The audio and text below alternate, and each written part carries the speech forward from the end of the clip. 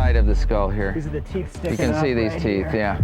Each one of these is a socket for a tooth. For years, the Gobi Desert was treated as a harsh and empty landscape with little left to discover. That changed when a new survey detected something unusual beneath one of its most remote plateaus. What seemed like a simple geological anomaly led to a sealed chamber that no one expected to find in this part of the world. Sat here in a very different landscape than I do, because what he saw out on the plains was giraffe, ibex, and all the other animals here on these rocks. The team that opened it reported objects that did not match any known timeline. There's also just a sense of discovery. I mean, every bone that we find tells us something about how the world was. The discovery raised questions that researchers are still struggling to explain. I think it is, in Asia, the largest sauropod. The mad traveler who returned from the Gobi. People in the small villages that border the Gobi have always treated the desert with caution. They describe it as a place that changes without warning. According to older residents, the ground can shift overnight and familiar paths can vanish by morning. Travelers who pass through the region often stop to rest before heading into the deeper parts. It was during one of these stops in the summer of 1987 that a man arrived with the intention of crossing a remote stretch alone. Several villagers advised him to wait for a guide, but witnesses say he refused and claimed he preferred to travel alone. He carried a light pack, a notebook, and a compass that he checked repeatedly. He set out early the next day, and for a while nothing seemed unusual. The next day, a small group of villagers set out along the same route he had taken. They noticed his footprints leading away from the settlement in a steady line. The tracks continued for several kilometers before ending abruptly. There were no signs of struggle and no marks suggesting he had changed direction. It was as if he stepped off the earth. People searched for him for the rest of that day, but no trace appeared. According to those who joined the search, the desert felt unsettled. The air was quiet and heavy, and some said they thought the ground felt hollow in certain places, although there is no scientific confirmation of this.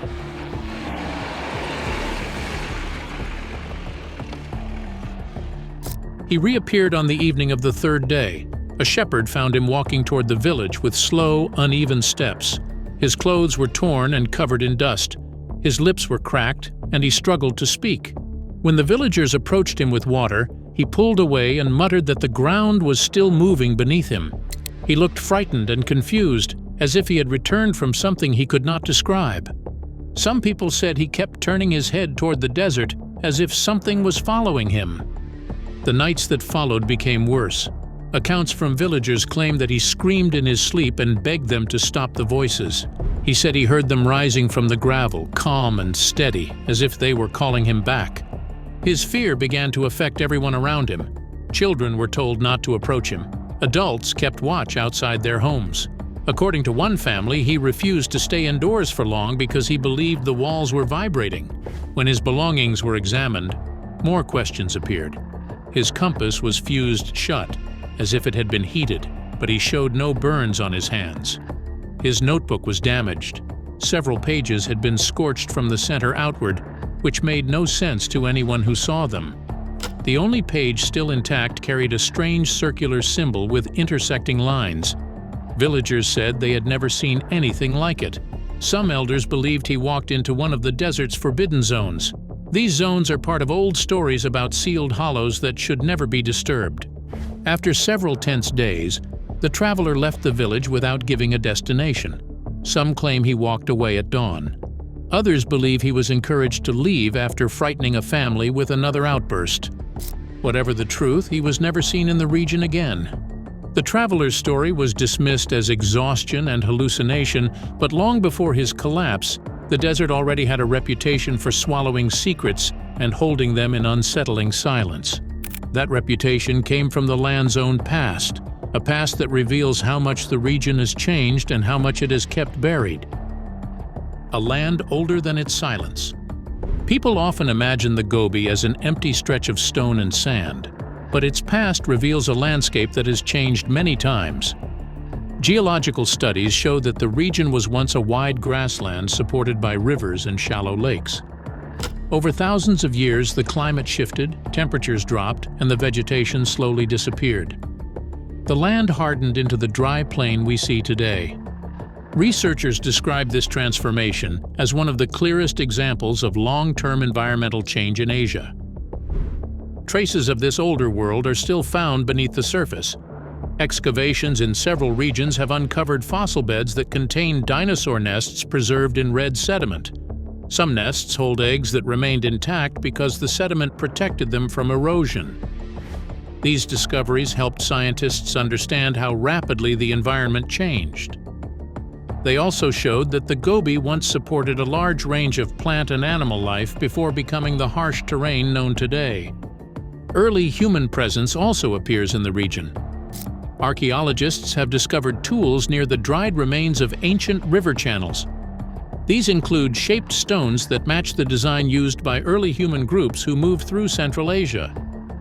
Their presence suggests that the Gobi once served as part of a migration route that relied on water sources that no longer exist. This information encouraged researchers to reconsider how ancient communities traveled across the continent. Historical accounts from Silk Road travelers add another perspective. Some travelers wrote that after strong storms, unusual stones or low walls would appear briefly before being covered by the next shift of sand. There is no physical record of these structures today, but the stories were preserved in old journals.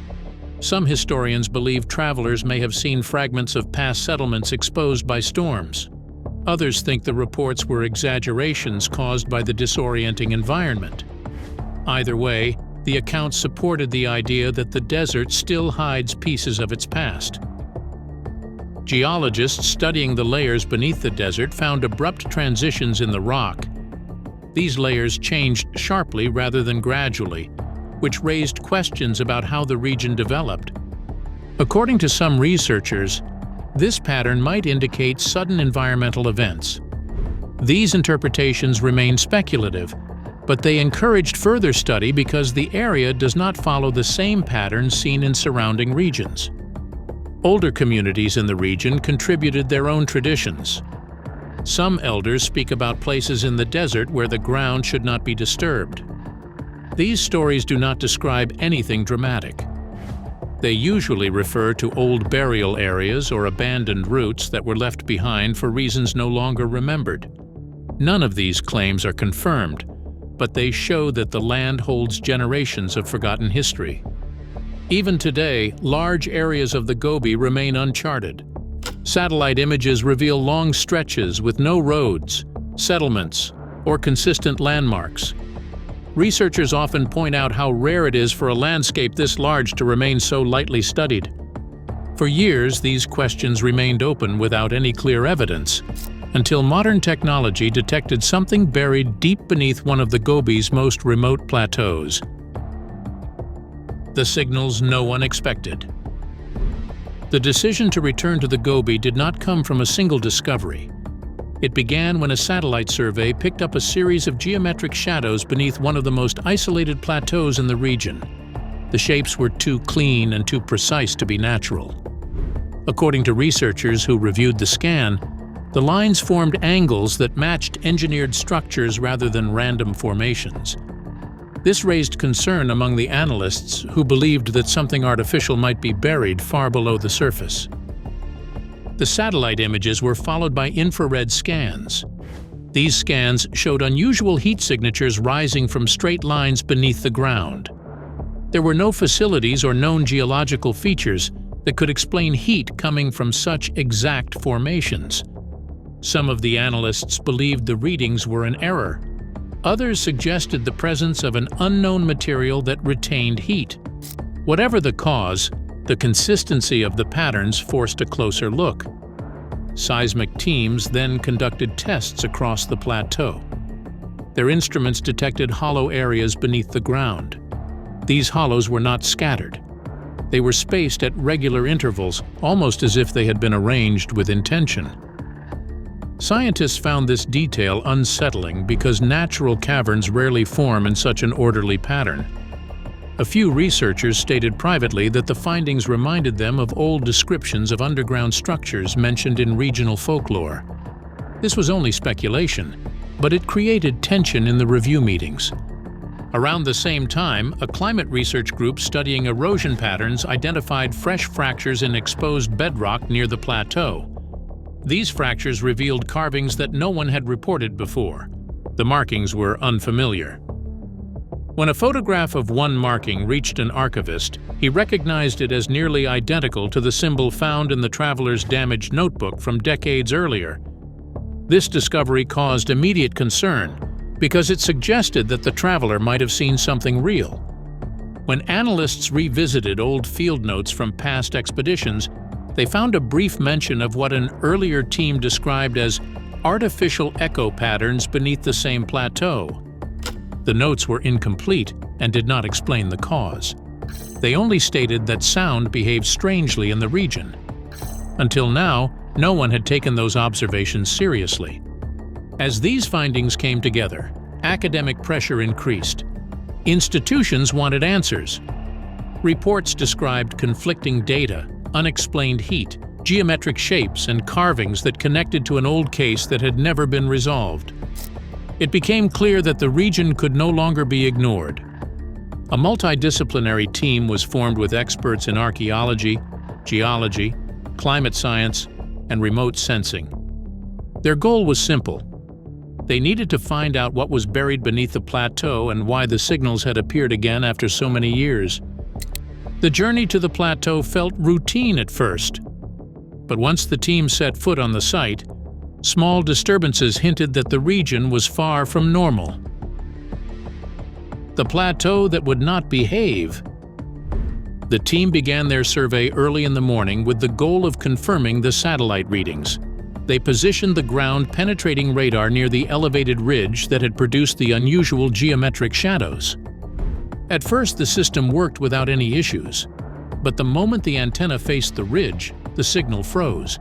They checked the cables, recalibrated the settings, and restarted the device several times.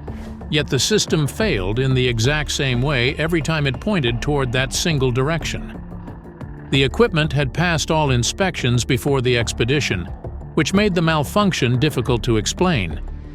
Some members of the team grew frustrated, while others became uneasy because they believed something in the area was disrupting the instruments. When they moved on to soil temperature readings, they expected to see a simple range of surface heat. Instead, they found one slender band of elevated temperature running along the outer edge of the ridge. The band was smooth and consistent. It created a complete arc rather than a random pattern. This shape did not match anything the climate specialist had seen in the region. She shared the data with the rest of the team, and the group spent several minutes debating whether the reading was a natural anomaly or the result of buried material. No firm conclusion was reached, and the uncertainty added to the tension already forming among them. As they expanded their search area, the archaeologists noticed several pieces of obsidian scattered near the ridge. This discovery raised attention because obsidian is not commonly found in that part of the Gobi, according to geological surveys. The fragments were sharp and clean, and their arrangement suggested that something had struck or shaped them intentionally. One archaeologist pointed out that obsidian usually breaks irregularly unless force is applied in a specific way. Although no one could confirm the cause, the presence of the fragments made the team question what kind of activity had taken place there in the past.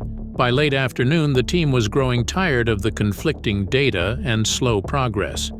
They pressed farther across the ridge and discovered something that changed the tone of the entire mission. A flat stone surface appeared beneath a shallow layer of soil. When they cleared it fully, they realized it was a large polished slab. Its sides were smooth, and it had been sealed with a substance that none of them recognized. The slab's orientation matched the angles shown in the satellite images, which connected it directly to the anomaly that had prompted the expedition. The group gathered around it in silence. Some felt excited. Others felt apprehensive because the slab suggested an intentional structure hidden below the surface. They could not tell who built it or why, but they understood that they had reached the center of the disturbance. Breaking through the slab was the only way forward, and what lay beneath it would confirm that the traveler had not been hallucinating. What waited beneath the stone? The team removed the slab slowly because none of them knew what to expect beneath it. When the final layer was lifted, they found a vertical passage that dropped into complete darkness. The air that rose from below felt old and undisturbed. According to several accounts from the crew, the temperature inside the shaft remained steady, which was unusual for a space sealed for so long. They lowered lights into the passage and saw stone walls that continued straight down to a chamber far below the surface. Nothing indicated that anyone had opened the space in centuries. When the first group descended, they expected to find a natural cavity. Instead, they saw scorched walls covered in spiraling symbols. The symbols matched the drawing found in the traveler's notebook. This discovery caused immediate shock among the team because it provided the first physical link between his story and the site. The scorched mark suggested extreme heat at some point in the chamber's past. No one could explain how the symbols remained intact while the surrounding stone had blackened. As they moved deeper into the chamber, the team noticed that the structure had an unusual design. The walls were reinforced with interlocking stone ribs that looked intentional. One of the archaeologists commented that the layout felt designed to contain something rather than to support the roof. This was an observation rather than a confirmed fact, but it unsettled the group. They were standing inside a structure built with purpose, yet no one knew what that purpose had been. The center of the chamber held a circular pit. Around the pit were charred remains arranged in a pattern that none of the archaeologists recognized. The remains were not scattered. They formed a precise layout that did not match any known ritual or burial practice. Several members of the team stepped back when they realized the bones had been placed with extreme care. The sight of them created a heavy silence in the room because it suggested that the people who built this chamber were guided by rules or beliefs that are no longer known. Near the walls were shallow basins carved from volcanic stone. Each basin held a dark residue that the field instruments could not identify. One scientist suggested the residue might be organic, but no one could confirm this. The team collected samples, although some members expressed concern about touching anything inside the chamber. A tall pillar stood near the center of the room. The pillar contained handprints that had fused into its surface. The depth of the impressions disturbed everyone present because it implied extreme pressure or extreme heat. Some speculated that the prints had been made when the stone was still soft, although the age of the chamber made this difficult to understand. As the team explored further, they noticed the air felt unnaturally dense. Conversations sounded muted. One researcher claimed it felt like the chamber was absorbing sound. This was only her personal impression, but others later said they experienced the same sensation.